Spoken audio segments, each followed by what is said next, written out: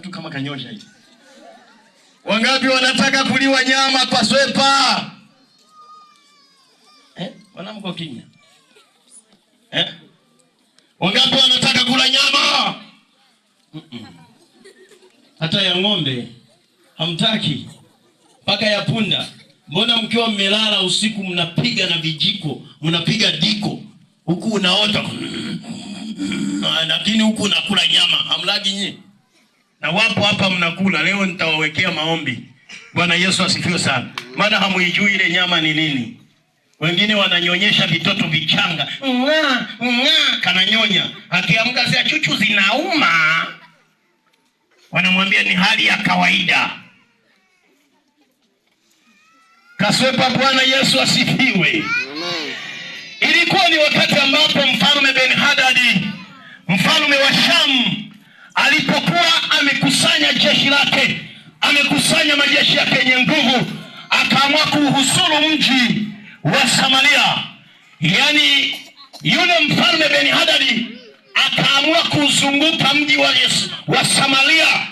Haleluya. Wakati amehusuru ule mji, au wakati ameuzunguka kwa majeshi yake, kwa farasi na magari, walipoona wale watu wa Samaria kwamba mji wetu umezungukwa na maadui zetu, tafsiri yake walikuwa hawana uwezo wa kutoka nje ya mji wakatafute vyakula kwa ajili ya familia zao, wakatafute vitoweo na wakafanya majukumu hata vibarua kwa ajili ya kutunza familia zao. Kwa nini? Kwa sababu maadui walikuwa wameuzunguka mji wa Samaria. Kwa hiyo Samaria ilikuwa haina ujanja kwa wakati huo. Biblia yangu inasema wakati ule mji umezunguka kwa muda wa kutosha, njaa ikaingia ndani ya ule mji wa Samaria. Njaa ilipoingia ndani ya ule mji, siku moja mfalme wa Israeli alikuwa akitembea kwenye ule mji wake wa Samaria, katikati ya kuta za ule mji. Wakati anatembea, akakutana na mwanamke mmoja, mwanamke ana majonzi, mwanamke ana hasira. Akamwambia, bwana wangu, naomba unisaidie mimi. Kumbuka kwa wakati ule mfalme mwanamke, ingawaje yeye ni kiongozi ndani ya ule mji, lakini hana cha kumsaidia, maana maadui wametanda katika kuta za mji wa Samaria. Bwana Yesu asifiwe sana. Naomba Mungu awaondoe maadui waliotanda kwenye kuta za maisha yako jioni leo. Biblia inasema wakati mfalme amepita pale, yule mwanamke akamuuliza, bwana wangu, naomba unisaidie. Mfalme akamuuliza, na je, nisipokusaidia itakuwaje? Hakuwa na majibu ya kutosha, lakini Biblia inasema yule mwanamke akaulizwa swali, akamwambia, una nini moyoni mwako? Una shida gani ambayo unataka nikusaidie? Akaeleza kwa majonzi, akaeleza kwa masikitiko, akasema, mfalme, wewe nisikilize, nikueleze leo. Mimi na mama mmoja jirani yangu tuliweka mapatano, tukakubaliana jambo moja. Baada ya kuona kwenye nyumba zetu tumeelemewa, njaa imevamia nyumba zetu na mji wetu haueleweki. Mahali pa kazi hapaonekani, vibarua havipatikani, ziada hatuna.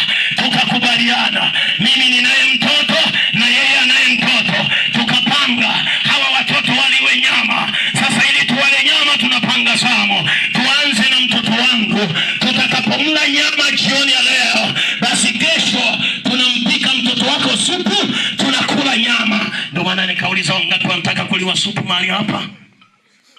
Si mnawajua wala supu wanaishi Kaswepa? Si mnawajua wala supu hapo? Kaswepa kuna wala supu.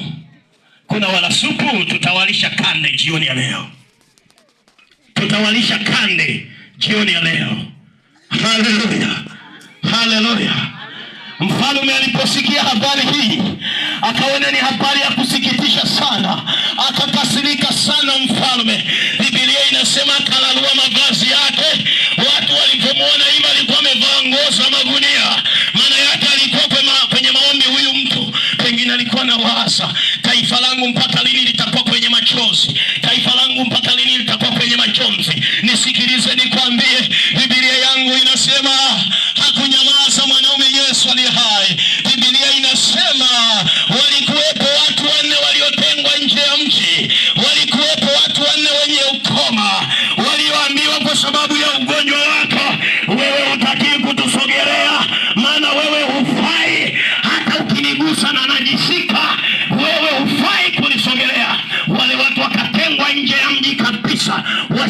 ushirika wowote na wanadamu wa kawaida. Walikuwa na ugonjwa wa ukoma. Biblia inasema wale watu wakafika mahali wakashauriana na wakaazimia jambo moja, kwamba tukiendelea kukaa hapa kwa njaa iliyopo tutakufa, na tukienda mjini kule Samaria nako kuna njaa tutakufa, na tukienda katika jeshi la Waaramu yani Washami tutakufa. Tufanyaje? Wakachukua imani, wakachukua maamuzi, wakasema twendeni huko huko. Kama wakituhifadhi hai tutaishi, na kama wakituua tutakufa. Hii inaitwa imani upande wa pili, kwamba Mungu anaweza yote, na hata nisipoamini bado Mungu anaweza yote. Unaelewa vizuri? Amina. Maiki zenu zisifungue jamani. Mbona haleluya. Haleluya. Kama wakituhifadhi hai tutaishi, na kama wakituua tutakufa pia. Tuko tayari, twendeni tuanze safari. Wale wakoma hawakusubiri nani atawatakasa, maana ili ukachangamane na wale lazima, na wale watu wa kawaida lazima utakasike. Biblia inasema wakaanza safari. Wanaelekea kwenye makambi ya jeshi la Washami. Biblia inasema wakati huo mtumishi wa Mungu Elisha alikuwa amewaambia habari za Mungu, amewatabiria watu wa Samaria, akawaambia kesho majira fulani kibaba cha unga wa ngano kitauzwa kwa bei kadhaa. Unaelewa? Paka kichwa cha punda kitauzwa, na mavi ya njiwa yatauzwa kwa bei kadhaa. Unaelewa njaa wewe? Unaelewa njaa? Unaielewa njaa vizuri? Naona huielewi. Huielewi, ndio maana hujawahi kula kichwa cha punda. Hujawahi. Tukikwambia unakulaga punda, unaanza kwa jina la Yesu, siwezi kula kitu cha namna hiyo. Lakini haijakutokea. Haijakutokea. Bwana Yesu asifiwe sana. Haleluya. Biblia inasema wakati wako njiani wanatembea, wanaelekea kwenye makambi ya jeshi la Washami. Ngoja nikupe story kidogo kabla sijamalizia hiki kipengele. Kanuni ya jeshini, mnapoenda vitani, mnabeba usafiri, mnabeba vyakula, mnabeba vinywaji, mnabeba mahitaji yote muhimu ya binadamu. Waingereza wanasema you carry all basic needs.